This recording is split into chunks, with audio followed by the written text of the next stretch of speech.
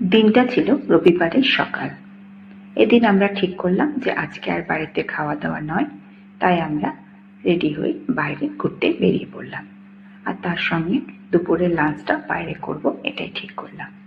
সুন্দর রৌদ্রোজ্জ্বল ঝলমলে আকাশ ছিল, সুন্দর নীল আকাশ। আমরা আস্তে আস্তে করে হেঁটে বাস স্ট্যান্ডে পৌঁছে গেলাম। এখানে আমরা বাসের জন্য বসে বসে অপেক্ষা করছিলাম।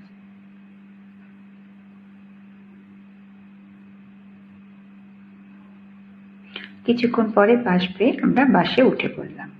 এখানে সব সরকারি বাস, বাসগুলো খুব সুন্দর। আমরা আমাদের গন্তব্যে পৌঁছে গেছিলাম। আমরা চলে এসেছি শান্তিনিকেতন মল। এটাও একটা খুব সুন্দর মল ব্যাঙ্গালোরে। ধীরে ধীরে আমরা মলের দিকে এগিয়ে যাচ্ছি। এটাও বেশ বড় মল। ফিনিক্স মলের মতো অত বড় না হলেও এই মলটাও বেশ বড়। আমরা আস্তে আস্তে চেকিং করে মলের ভেতরে চলে আসলাম। চারিদিকটা খুব সুন্দর করে সাজানো। ভেতরে সাজানো গোছানো দেখতে দেখতে আমরা আস্তে আস্তে সামনের দিকে এগিয়ে যাচ্ছিলাম। এক্সকেলেটারে উঠে ওপরের দিকে উঠছিলাম। ভীষণ সুন্দর ভেতরটা।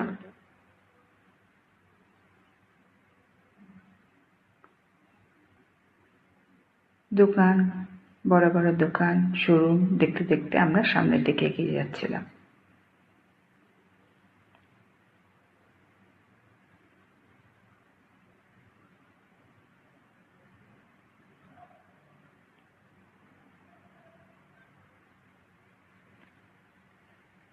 আস্তে আস্তে সবকিছু দেখতে দেখতে আমরা চলে আসলাম এখানকার বিশাল বড় একটা ফুড কোর্ট আছে সেখানে।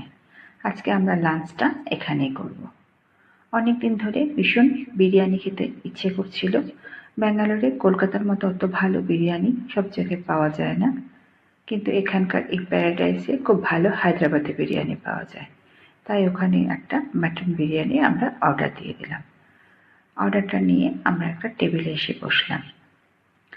আর আমার মেয়ে পছন্দ ছিল যে ও সিজলার চিকেন খাবে, তাই সেটারও একটা অর্ডার দিয়েছিলাম, সেটাও টেবিলে নিয়ে আসলাম। খুব গরম গরম সিজলার চিকেন খেতে কিন্তু দুর্দান্ত ছিল।